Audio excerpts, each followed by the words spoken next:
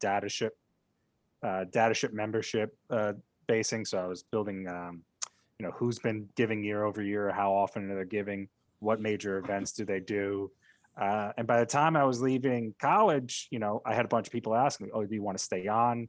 Do you want to go into athletics? And I was like, no, I really, really, really want to go to law school. Um, Turns out I really didn't actually want to go to law school. It was really too expensive. It was something that, my heart had dwindled on a little bit. So I made a pivot into politics for a little bit. I actually became a political consultant and speechwriter during the 2016 campaign cycle, where I worked for an independent third-party agency that did consulting work. Uh, Came back to athletics afterwards because I recognized I really, really hated politics. If I thought I hated sports, I really hated politics. If you think it's bad, trust me, if you've ever been on the inside, it's substantially worse. So I became director of special championships and events at the Metro Atlantic Athletic Conference, and did that role for a year. Recognized I really loved working with student athletes, coaches, administrators, but the actual thing I didn't like was the sports themselves. I've always been a sports fan, but not like an addict. I'll go see a Yankees game. I'll watch a couple innings of a Yankees game. I will watch college basketball anytime it's on. But do I track who's the home run leader right now? Who's leading in ERA? Who is averaging the most, rebounds, assists in the NBA Finals? I don't even think I can recall off the top of my head who won the Stanley Cup. Like, I was just not that type of sports fan. And if you're going to be in the sports industry, you really have to have a certain level of passion, because it's long hours, late nights, weekends that you were dedicating to a craft that you love. And I didn't have that. So right about that time, I really did a self-evaluation. I'm like, all right, I struck out on, politics. I struck out on sports. What's my pivot going to be? And this is 2016, 2017 timeframe. I was 25, 26 years old. I recognized, hey, listen, this is sort of when I need to figure this out. And I recognized, hey, listen, I have a couple of passions that I really love. I really love esports. I've been following the scene since 2011. 2010, 2011, when it really first started kicking off with StarCraft 2. That's when I really got into it. I became a dedicated follower on Twitch. It was absorbed in the culture. I always grew up in a nerdy sort of household. So, sci-fi, things of that nature, video gamings were always a prominent part of my life. I was like, okay, that's something that I really loved. I love movies. I love that part of the culture as well. I was like, hey, listen, what does the esports scene need, and what do I have to provide? And I came to the conclusion, I have skill sets in tournament organizing, league creation, compliance at that point in time. And I knew sort of how college athletics was fundamentally set up. What is the ROI for colleges and universities in the ecosystem, and how is esports going to play a role in that as it grows over the next 5 years? So I studied up as best as I could. I reached out to some friends who had got some industry experience in esports. I networked my ass off, and I just absorbed as much information as I possibly could. And I went around, starting making presentations to colleges and universities, selling, this is why you should start developing an esports program. Eventually, I started getting paid for that work, started building a consultancy, went up to Canisius College to get my master's degree as a TA. As a GA, where I was running their esports program. I did that for 2 years, while also maintaining my own consulting business that I grew year to year. Worked with the Metro Atlantic Athletic Conference, with the America East Conference, with the Atlantic 10, worked with about a half dozen to a dozen schools up and down the East Coast, building out their program. Started building up myself a nice little business. Pandemic came. My time at Canisius was now drawing to an end. I really had another pivotal moment. I was like, all right, do I want to continue to make this a business on my own? Do I want to go out there, build a consultancy? I was thinking about it. I was looking at other job opportunities. I thought maybe I'd go work for one of the publishers. Maybe I'd go work for one of the pro teams out west. And I was just taking a call on behalf of the MAC at the time, where someone wanted to talk about esports in Atlantic City and how they could partner, and what the MAC was really looking for. And I took the call on behalf of the commissioner. And the person goes, wow, you seem to really know what you're doing. You seem to have this area, you seem to have a great understanding. I'm starting this business called Conference One.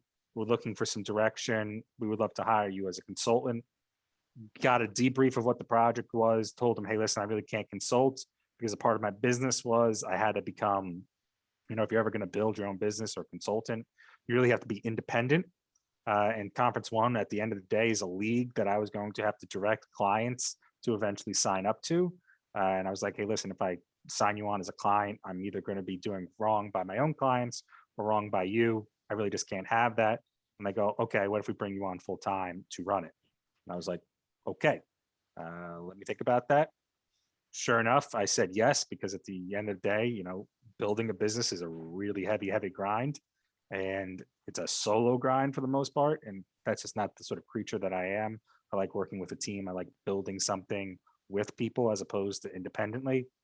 So I became president of Conference One, which is as I said earlier, is a college conference league dedicated to building better esports. And we just finished our first year of operation. We had 77 colleges and universities compete from around the country. And the Riot Games' newest title, Valorant. We're on pace to get over 125 schools in this upcoming year.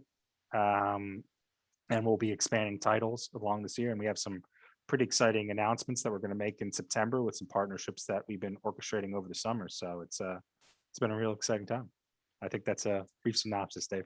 Yes, thank you for that. Let me just, before you go on, and I should have said this earlier, Kiernan is the son of Rich Ensor.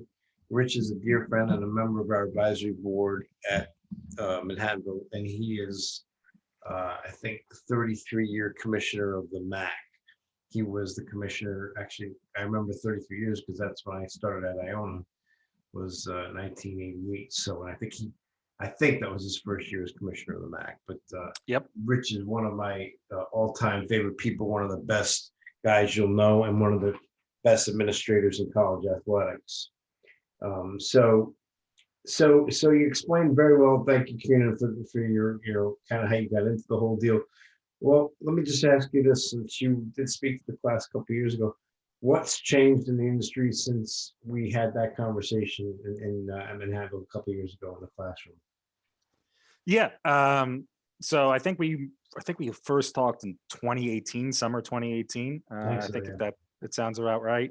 Yeah. And at that time, if we're looking at the broad pro scene, what was going on, we were first starting to get a lot of mainstream attention. A lot of it was being focused around Fortnite, the growth of Fortnite, and your typical battle royales. Ninja was getting a lot of popularity. Tim Tatman, you saw a rise of these sort of hyper influencers going on. We saw preparations for the Fortnite World Cup and other things really start to happen. Franchising in pro esports. So the money and professionalism that we originally saw in esports took a quantum leap in evolution. We went from what was a generically grassroots sort of feeling, depending on wherever you start your timeline in esports, whether it's the early 2000s, late 90s, or if you even go all the way back to the 70s in arcade esports, right around 2015, 2016, leading up until 2018, we saw a real evolution from, okay, this is more than just people playing games with their friends. This is a business. We saw a lot of VCs enter the space, so money rampantly wrapped up. You see sponsors really start to take a massive stakehold in this. Originally we saw sponsors were your peripheral companies such as Alienware, Omen, computer companies, DX Racer, chair companies. What happened later on, we started seeing major sponsors get involved. Coca-Cola, Kia, all your car manufacturers, Nike. You've seen traditional brands that you'd see in traditional athletics or in any other major space start taking esports seriously because, quite honestly, they recognize, hey, listen, this isn't a fad. This is growing year to year. This is getting more people are tuning in. It's becoming more of a worldwide phenomenon. And realistically, the demographics that we see from traditional sports aren't great, right? If you look at right now, the average age of a fan from one of the any of the major four sports in the United States, you're talking about NFL has, I think, the lowest at like 44 to 46 years old. NHL is actually a little bit lower at like 42, but it's hockey. So esports already eclipses that in the United States in terms of viewership. So you look at the demographics, it just doesn't look great for sports. And with traditional TV and media going the way of the dinosaur, it's really hard for brands to activate. They had to pivot online. And it's not like you can advertise on Netflix real well. Esports had a void that it was filling. It was reaching a younger demographic and audience. And once people really started paying attention and investing money in it, it just changed what we thought of was a slowly growing business to something now that has a market cap of about $2 billion per year and growing. It's crazy, insane, but it's really,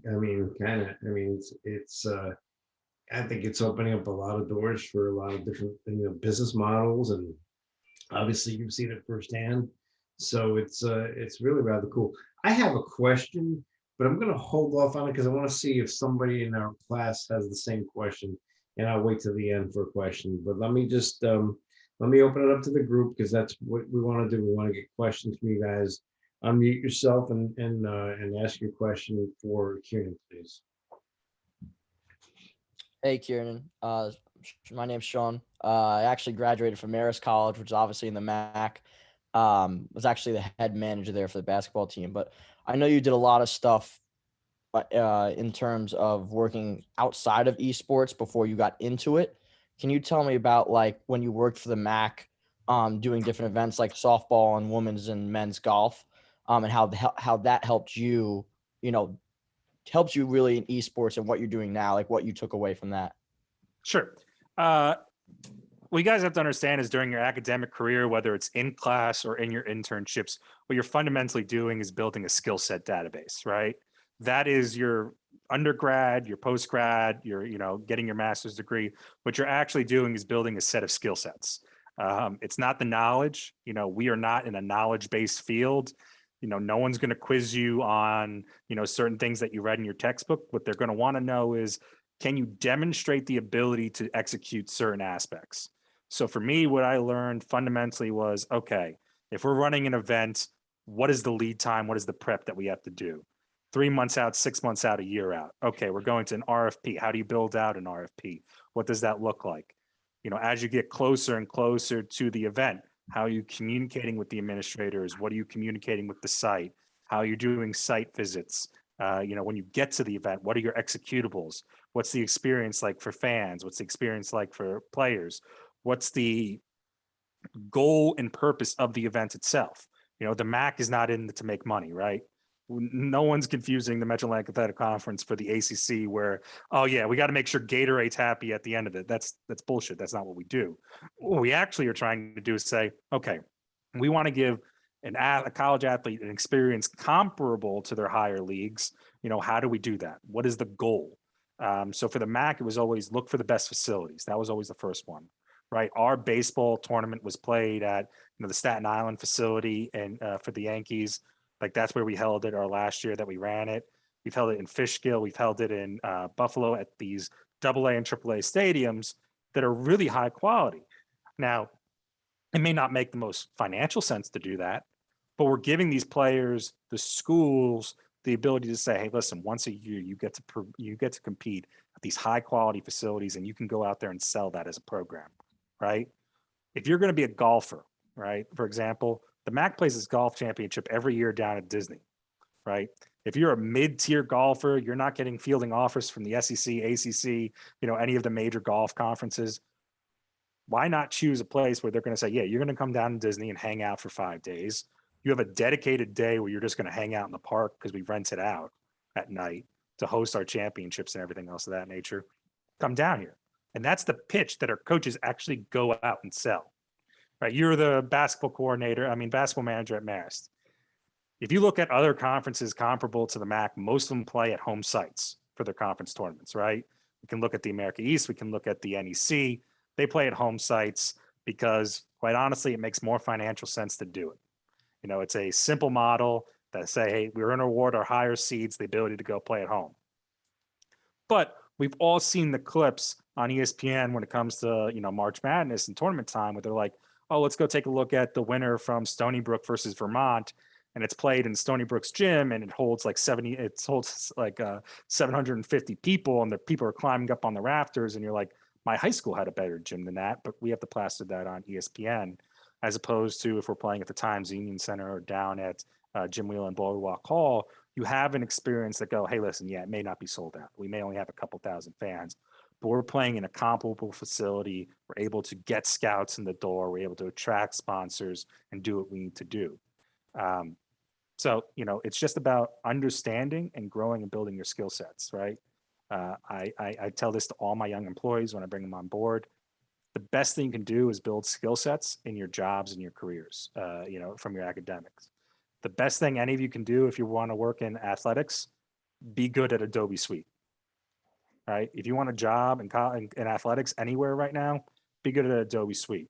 You can get an SID job. You can get a video editing job.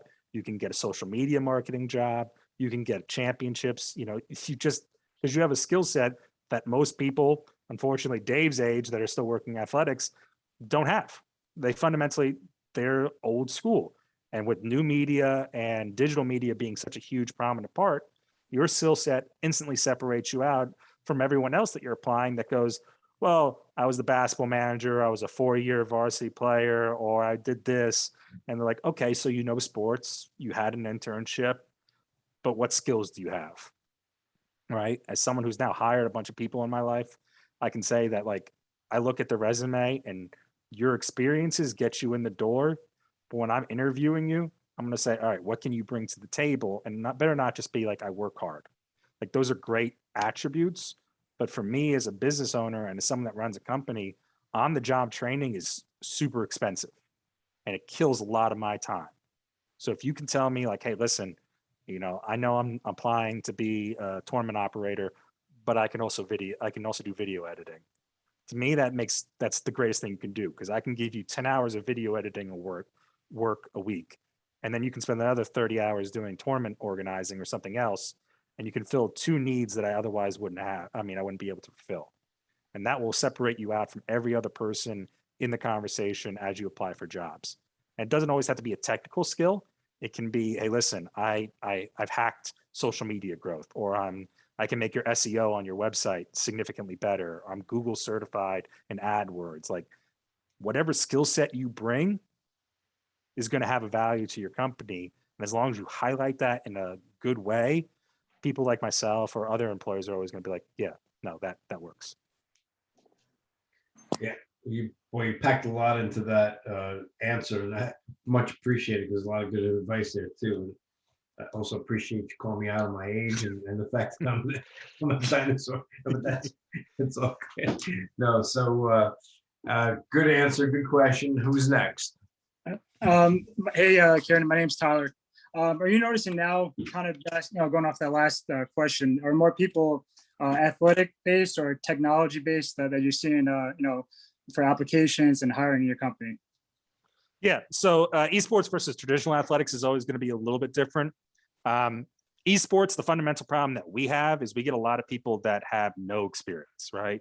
They have all passion, all the knowledge you could ever want, but they may not have any experience in the work field. And that's what we really face as a job issue that we have in esports, where how much do they actually know from watching, participating, playing, and how much of that translates into, the actual workforce. So, some of them have skill sets that they have a hard time actually talking about. Like, how do you articulate, yeah, I ran this tournament. All right, what'd you do on that tournament? Well, I ran it. I'm like, okay, what'd you do? Did you set up the brackets? Did you devise the rule sets? Did you do X, Y, and Z? I'm like, well, it's all sort of standard. And I'm like, well, if I bring you onto my company, I need you to be able to say, okay, I need you to be able to write a rule set, adapt with the current changes. So it's not all technical based. What I will say is we have a passion glut and we have an experience drought. Because if I see someone that says, all right, I worked for this company, I interned here, and I, learned all these skills, if it has nothing to do with esports, I will take that person over any day over the person that says, yeah, I ran a tournament and it got 500 viewers concurrently on Twitch. I'll be like, okay, but what'd you actually do? And they're like, well, I posted it on Twitter. I was like, okay, how could you grow it?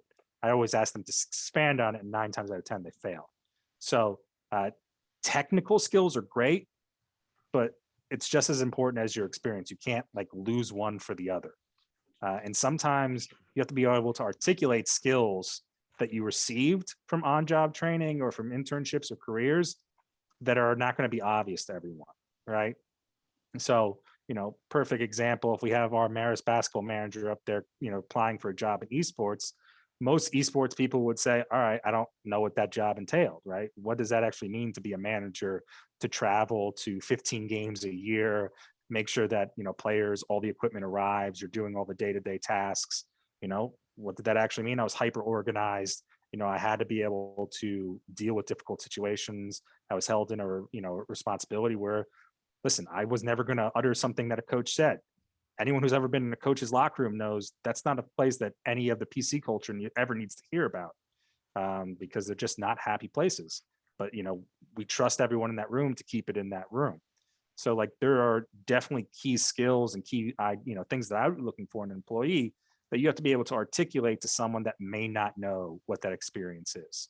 So there's that is a soft skill that is non-technical that you can really reiterate, like, hey, listen, I worked with my Dobo to make sure that we ate at, health conscious restaurants, did my research, did deep dives, called to arrange hotel reservations and all that. And like, listen, if I was a travel company or any of the travel companies that are out there in esports, that's a skill. Learning how to negotiate contracts, to work it all out, like that's a skill.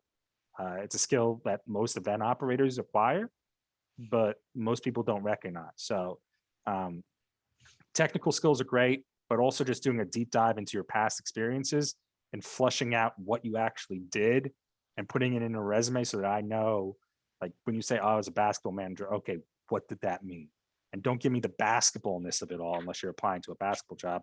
Give me the skills and responsibilities so I can say, okay, that translates over. Because that's the hardest thing that most people face in athletics and elsewhere, realistically, is translating what that experience provided. Kiernan, how many employees do you have now where you are? So in my company, because I'm a subsidiary of a much larger parent company, I have 8 employees. Okay. And obviously, growth is certainly on the radar. You're not going to stay static, and eventually this is going to be something that grows into, a bigger organization, I would think. So bigger organization, or I get bought out. I'll take, All right. one or the other. As right now, esports is very much a VC backed sort of field. So big fish eat little fish. That is This is name of the true. game here. And we should have that conversation about some people who might be interested, because I do have some contacts there as well. But who else? Who's next? Good job, Tyler. I had a question, Tyrell. Hey, Tyrell, go ahead. Hey, sorry, you can't see my screen. I'm in my car on my way home from work, but I couldn't hear it. Nah, so I was like trying to figure out a great question to ask you all day, but my main question was, I'm a little familiar with the esports, but like, what's a great, like, not target audience that you want, but yeah, you have like people that play video games that can like expand into remote engineering jobs, medical fields, etc. But as like an age like audience, like what would be like the right age group to like want to like bring this to? Because I was doing rehabilitation 2 months ago and I had an autistic client and I mentioned esports to him and he never heard about it. Yeah. So demographically, if we're just looking at esports from a very high level, the average gamer in the world is somewhere between the ages of 26 and 28. It fluctuates by year. If we're looking, male to female, it's about, 60% male to 40% female. But that's gaming as a whole unit, right? That is the larger universe. Gaming is a $350 billion a year industry. Esports is $2 billion, right? So we're taking a huge scope and refining it down to a much smaller one. So esports the demographics that we target are the people that are interested in the competition behind it, right? There's sort of two scopes to esports. There is the esports competition that sort of mirrors traditional athletics, and then there's esports and influencers, right? That is everyone that you turn on Twitch right now that is a single person doing variety streams, IRL streams, things of that nature. They are esports adjacent, oftentimes get lumped into one another, right? They're not actually playing games competitively. They're just playing video games. And that's much more of a gaming culture. It'd be like watching a beauty influencer on YouTube or something like that. Like that has the same sort of market and appeal. Esports is for the people that love a game to a hyper degree, right? So we're talking about people that, don't play 100 different video games. They play one or two. So this is the people that play your Call of Duty Warzone. Now they probably have like 500, 1,000 hours in it, right? They're the ones that are going to go to tournaments, watch other people play at the highest level. That's your esports market. And it's not as massive as most people make it out. If we're looking at gamers worldwide, we're looking at anywhere between 2.5 billion to 3 billion people that play some version of a video game, whether it's on your phone. I'm sure everyone in this room has a video game on their phone, from your typical Candy Crushes to any of the other stupid mobile games that we all spend our time getting addicted to. Almost universally, everyone who has a phone has one on it and plays it somewhat regularly. And that would make you a gamer. Esports fans are much smaller.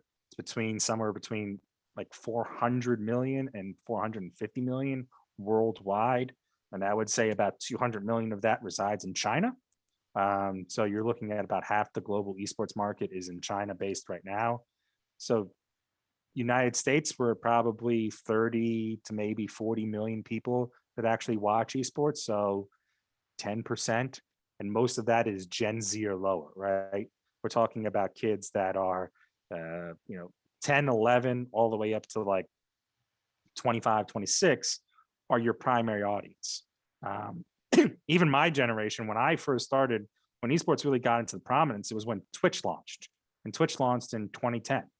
And I was already 18 at that point in time, and it was a very niche thing. I remember watching audiences going, wow, this person has 500 concurrent people watching. Can you believe that? Nowadays, if you turn on Twitch and someone has 500 concurrent people watching, you go, he's small time. But when I first watched, that was like, wow, this guy's killing it. He's raking in the dough. He's making like $1,000 a month. Look at him go. Now you look at people, we can go on Twitch right now. There will probably be over 100 people live streaming to over 20,000 plus. And I'm not talking about organizations, leagues, and things of that nature. We're just talking about individuals. So, esports, if you're looking at it as a marketing tool, it's going to be younger. It's always going to be younger.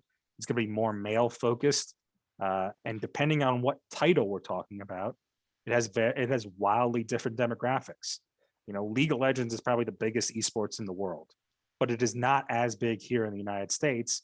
And it is primarily white Asian males that make up the majority of the audience. Whereas if we look at a game like 2K, 2K has a much more diverse audience. It's much more US focused, and it's not as popular worldwide. So each individual game has a very different demographic, and it's really just who you choose and how you want to market it. It's sort of a build your own experience. So if you're trying to target, an autistic kid, first you have to make sure that you have to understand what their level of interactivity that they want. A lot of these games have a lot of sensory overload issues that they might be focused in on or face. So you have to figure out a game that's filling the need that they need. So for some, it's going to be Minecraft. They might just want to build, right? That just might be their thing. And if you're trying to transition that into esports, maybe you put just a tiny bit of pressure on it and go, okay, you really love Minecraft. See if you can build that structure in an hour. Let's see how much you can get done in an hour. And then next time you go, okay, let's see if you can beat that from last time and do a little bit more in an hour, and a little bit more in an hour, and a little bit more in an hour. So you're building focus, attention, and muscle repetition like you would do in anything else. And that's an application of esports. Other people use it for training, education purposes, a reward system, building social interactivity. A lot of this is a social dynamic. Esports gamers as a whole are usually a little social inept. So putting them in a position where they can communicate with one another and grow that and build that social identity, that helps out. So it's, to answer your question, there's no one market I would market it towards. It's just figure out your purpose, figure out your intent, and then work it backwards. But don't always expect, and I never have, that people will universally understand what esports means. Good. Thank you. Next question, please. Hi, Kiernan. My name is Sean. I was just wondering, you were talking about those technical skill sets before. I was just wondering, like, what would be some possible avenues to like help build those? Sure. We live in a great culture right now where there's more free resources online than you can possibly imagine. Not to take away from, actually going to getting your education and getting your degree. If you're looking at, okay, I really want to go into marketing, I really want to go into sports marketing, I understand all the practical, technical, or aspirational aspects of marketing, I understand how we have to do it.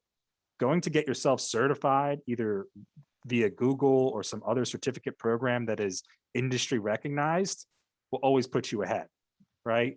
It's one thing to say, listen, I got my MBA, I want to go into sports marketing, that's my goal. And people go, okay, you have your MBA, so we know you understand the finance side. Have you ever ran a marketing campaign? Have you ever done something practical? And most of the time, most students are like, well, no, this is my first job. I don't know what you're expecting from me. If you can go out there and get a certificate that says, hey, listen, I'm Google certified, I have my degree, and I decided to, at my internship or a job, I took over their social media for a week to see how much I could grow, or a month, and I saw, I charted social media growth from 150 people that my company had to, by the time I ended it, we were at 500.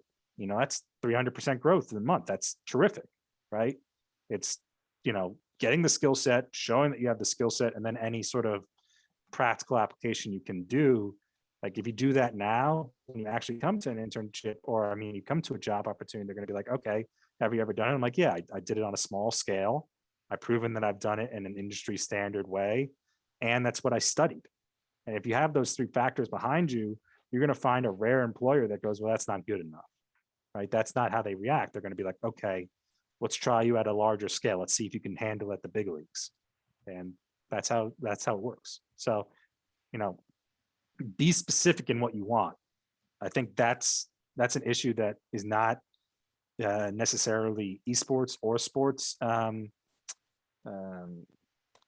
unique, but a lot of people say, I want to go work in sports. And I'm like, okay, doing what? Like, I want to work for a pro team. Like, doing what? And it takes like 18 questions to get down to the fact that I want to be an agent. All right, you want to be an agent? Well, then you're going to have to go through these skill sets. You're going to have to pass your tests, understand what the requirements are for various leagues and institutions. You're going to have to do all that, right? And that's going to be a much different path than a sports marketer might be, a social media person might be, someone that's going into broadcast production, journalism, on-screen talent. Like, they all have different unique skill sets, and you have to be very specific in which ones you're trying to acquire to further your job down the line. So, be honest with yourself and where you want to end up. Look at people that currently have that position, see where they started out, and try to mirror some of those similar skill sets and experiences, and you should be on the right path. Thank you. Next. Anybody else? I had a question. Go ahead. Okay, so Dave sent us an article, and in the article it was kind of like a Twitch streamer that was talking about it's basically saying that, like, since this is just starting off, there's no one to really look at and say, okay, this is what they did, this is how they got to here, this is how it's done. Like, it's a lot of figuring out on your own, and it's kind of in that aspect.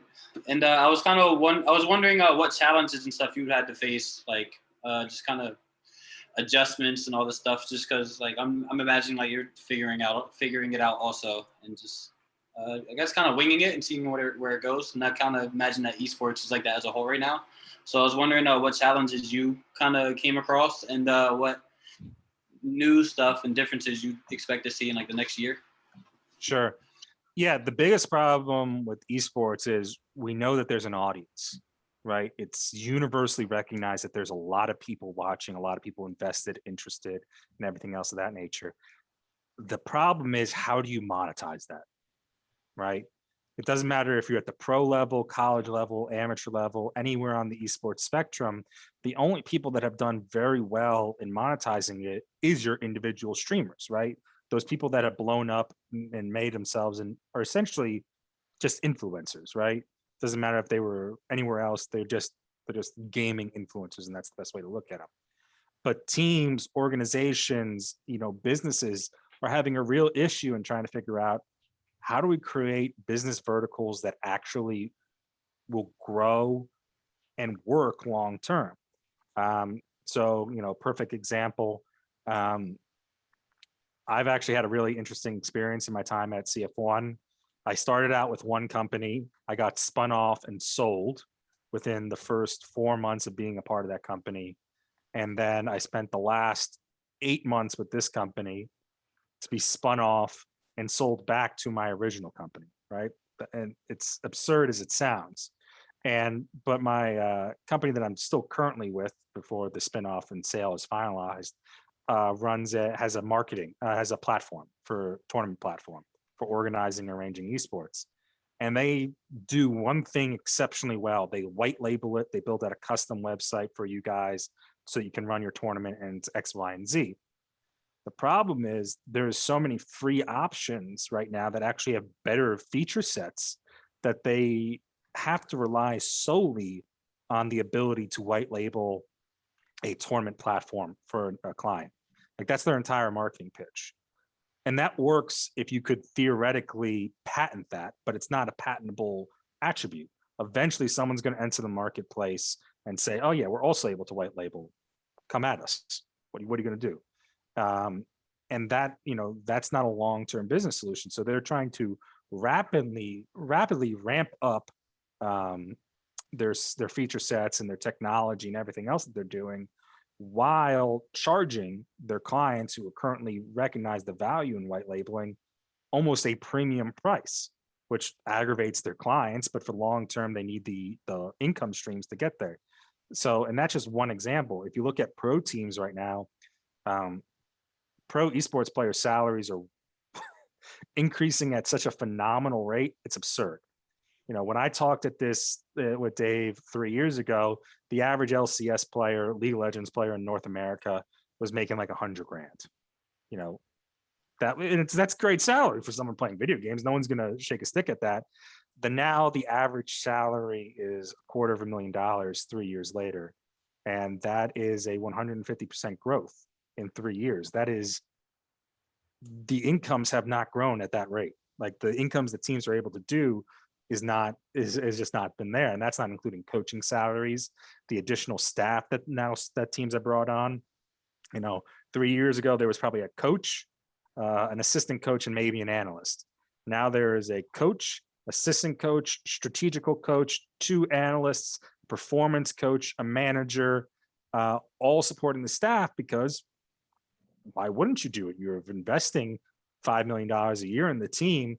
Why wouldn't you put the best staff around them in order to make sure that they have the best chance of succeeding, right? The Yankees don't just spend money on players. They spend money on everything. It's about putting yourself in that elite position. And it's why Dave is such a sad Mets fan, is that he can never get the team to invest in everything. They invest in one thing. All right, we'll have a great pitching staff. Well, okay, great. But, the fan experience sucks. Your marketing sucks. And we haven't hit the ball out of the ballpark in 6 years. So they just That's never get all the Kiernan. That's changing. We got to keep going now. So yes, I know, but I have to harp on the past. It's just the monetization right now is really iffy, and that goes for the businesses in esports, the teams in esports, and the leagues in esports. LCS, I always hop on the North American one just because it's the most relatable, made a profit for the first time last year in the fourth quarter as it ended its world stream. So that is a 9-year deficit run, which most businesses will not give you. Now, esports is VC financed up to wazoo. So people are in it for the long haul, and they're hoping that they're going to make 100x, 500x on these investments, which sounds absurd. But if you bought an NBA team in the 90s and you sold it today, that's the sort of return on investment you would actually be getting right now. Yeah. So they're looking for the same sort of return on investment from esports. But someone's eventually going to say, show us the money. You can't have bread in your ledger for 10 straight years. So I would say that's the biggest issue. We're all winging it. We're all trying various different things. It's, see what sticks, but the hardest part is figuring out how to monetize. Everything else, I can follow an example. Like I can tell you how to run a league. I don't care if it's water polo, regular polo, or esports. The fundamentals are exactly the same. You get your competitors, you arrange it in a proper format that is conducive to the rule sets and standard practices, and you're able to do it. But the monetization aspect of it, and someone coming from college athletics where everything's nonprofit and having to build out SWOT analyses and projections and things of that nature, that was never taught to me, and that's something that I really had to learn on the fly. So it is a much different world than what I was accustomed to. So yeah. I don't want to assume. I'm pretty sure they know what you mean, but I just want to make sure they all do know what you mean when you say VC backed. Do you guys know what he means by that? Anybody want to answer that? Or when he says VC, it's venture capital. So there are guys out there, and if you watch The Social Network, if you go back there are people who will put money, into a business knowing that, the business isn't going to make money for a while, but at the end of the day, they're looking for a big return down the road. So that's venture capital. What venture capitalists do. A little different from angel investors, but that's this isn't a finance class, but you guys should know those terms. So anybody else have a question for Kiernan? Yeah, hi, Karen. Kiernan, I do. My question was, I was intrigued about reading about how you were the program director at Kinesis with only 8 students really on board. I was wondering how, like you mentioned, how the MAC is usually a nonprofit kind of business. How would you get so many kids in 1 year to kind of just buy in to like the message you were trying to get across? Well, yeah. So I have a really bad analogy, but when you come into esports and you go onto a college campus, it's sort of like handing out free drugs. All right. This isn't the hardest sell in the world. Right. I'm talking to a bunch of 18 to 22 year olds saying, hey, come play video games for me. It wasn't a super tough sell. I was pretty much handing out free samples, and once you hooked, that was the sort of model that I went behind. So when I came on board, it was a gaming club, right? It was very insular. They had one team. They had a much larger gaming club of about 100 students who played like old school Nintendo 64 games with one another. And it was a much more of a social group than it was a competitive scene. So when I came onto Canisius, I built out the proper structures.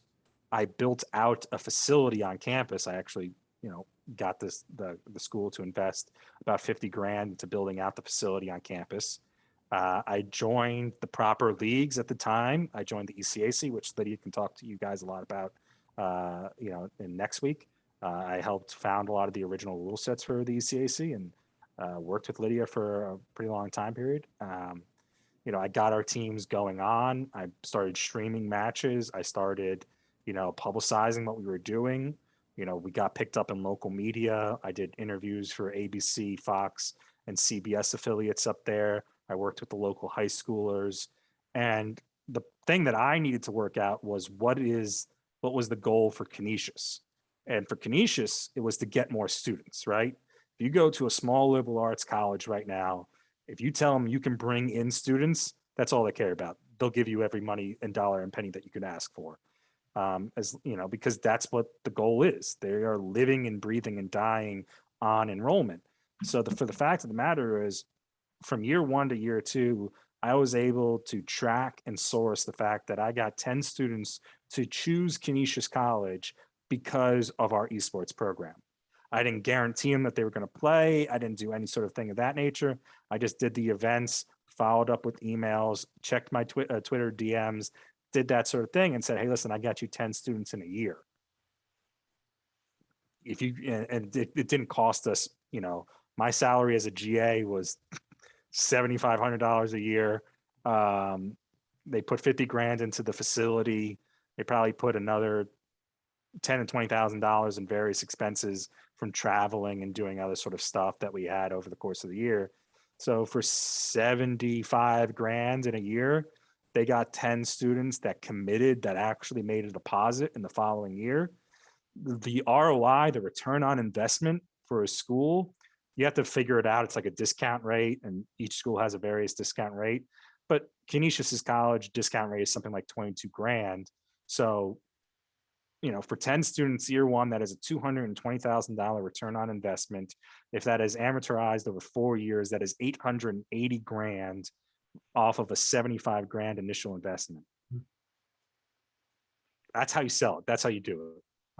Everything else I did there, whether it was SID work that I had never done before, social media that I had never done before, everything else I did, I tried it. If it worked, it worked. If it didn't, I asked my students. I relied on student workers and other sort of things to do it at a very cost-effective rate. But, you know, the goal was to get students. They didn't really give a shit how well we did competitively. My teams were not good. I routinely got beat by Sean's Marist boys in just about everything we did. And that didn't matter. I got 10 students. I succeeded. That's all and I won a championship in Fortnite with our school. But regardless, you know, they would have traded the Fortnite championship for another 10 students any day of the week. Because that's just the model that it was built off of. Interesting. Yeah, no, you're right about that. That's for sure. It's I think you went on the low end of that ROI, but I do have a question I want to ask. I'm curious, and I don't want to keep you too much longer. But anybody else? Before I ask my question? Yeah, I got a quick one for you, Kiernan. I was just wondering, pretty much, how do certain titles get selected over others, like Valorant, for example? What's that process kind of like? What game title would you like me to compare it to? Valorant as compared to what? I mean, just like in general, if you're setting up a competitive esports tournament, is there certain things that you look for out of a game, like certain already like audience base or just Sure. things of that nature? I'll tell you the reason I chose Valorant for our conference in the first year was because it was a brand new title. So it was a low barrier to entry. I didn't have to compete with anyone that had a few years on me. It released right as we were getting going. So we were able to take a market share that otherwise we would have had to fight for instead of just establishing ourselves. But actually choosing your esports title, listen, you have to pick a popular title. Like if you want to make money, if you want to make this a business, if you want actually this to grow, popularity matters. And it's not just popularity in terms of the number of people playing it, it's the number of people choosing to watch and compete in esports, which is a very different variable, right? Madden and NBA 2K probably have equal sales to Call of Duty every year. But Call of Duty is an esport. Madden and 2K really aren't to a certain extent. They try very hard. NBA has put a lot of time, effort, and money into it. But, you know, the best broadcast of NBA 2K League is going to get maybe 10 to 15,000 concurrent viewers. The streamers that stream Call of Duty in the Call of Duty League will beat that 5, 10, 15 fold at any given point in the year. Call of Duty, I think, peaked at 250K concurrent this year on YouTube. So it's just night and day. And it's not because the game didn't sell as well or something else of that nature. It's just that the audience wants that content and they view it in a competitive light. So it's basically driven based on that most of all. And sometimes with a new game, you got to guess. You know, right now I'm playing Pokemon Unite on my Switch, hoping that it might be a fun MOBA and, you know, to replace the League of Legends and something like that. It's free to play, but there's a lot of issues with it from a league standpoint. There's no custom lobbies, there's no broadcast support, there's no X, Y, and Z. So there's a lot of technical issues I have with it right now. But maybe in 6 months, they're all determined, and I'm ready to play Pokemon Unite and start a league for the college scene on that. But popularity is always going to be the first major driver. Good stuff. All right. So anybody else? Last call. All right. Let me see if you can guess what my question is going to be. Anybody. So obviously, if you're paying any attention to college athletics, you know that there's a lot going on right now in a certain area. And my question is, and that would be, anybody besides Kiernan? It's three of the letters. Image and likeness. There Very we go. good. Yes, the NIL is, it's changing the landscape of everything we know. Do you know that the Alabama quarterback who hasn't played it down has already signed for over 7 figures? He's going to be making over $1 million, and he hasn't played it down in the college football yet. And the NCAA, by the way, is going to be it may not even exist in 5 years. So here's the thing. The question is obviously, what, if anything, does this mean for esports? And people may not mean anything, because I don't know if they're under the same auspices of amateurism as athletes were. But what does NIL mean to you guys, Kiernan? Yeah, and here I was hoping to talk about conference realignment. Shucks darn off. So name, image, and likeness. Esports has never had that issue since we were never under the guise of the NCAA. That's not to say that the NCAA didn't heavily investigate esports. They contracted with a group called Intersport out of Illinois to do a full in-depth report. Got all the way to the Board of Governors and Board of Directors. They took a vote on it. It was a stalemate. They chose to postpone it until the membership group votes that they want the NCAA to become involved on it, in which they will pick up the issue again, which, if anyone knows anything about the NCAA, means that's never going to happen, because to get 1,000 schools to choose to elect to have the NCAA do anything is just not realistic. So NIL has not meant a huge deal for us in the esports world. When it does have an interesting crossover effect is those players that are both esports players and play for the traditional college athletic teams, which there is an interesting crossover number of players that do have that. Yeah, when we talked about this in 2018, a lot of what I harped on was the athletic similarities between traditional athletes, enjoying esports and, vice versa. The fact of the matter is, if you're overly competitive in basketball, baseball, hockey, and your relaxation technique, your ability, your thing that gets you to relax at the end of the day is going home and playing video games, you're probably competitive in that too. The competitive drive doesn't just stop because you're not swinging the bat or something like that. You're probably overly competitive in just about everything you do. It's just the nature and the mindset of who you are. So for example, when I was at Canisius, I had Canisius had a very good hockey program, always has. A lot of my hockey players wanted to play on my Call of Duty and my Fortnite teams. And the compliance nightmare that was involved in that, because we were competing for money, was a nightmare. How can we do it? Can they refuse the money? Can we put it into a general fund? If it's targeted as scholarship money, does that affect this? Does that affect that? Nowadays, still competing for prize money is probably still going to violate NCAA rules, but it seems like the NCAA is not going to press anything on anyone for fear of another lawsuit regarding income streams. So you're probably safe. But amateurism doesn't exist in esports. We have pro players that play for college teams right now. So perfect example, Rocket League, a very popular game. Most of the top Rocket League professionals now play on a college team and play professionally as well. So they make about 6 figures a year playing professionally, and they play for their college teams as well, oftentimes on scholarship, and then they compete for scholarship money as well.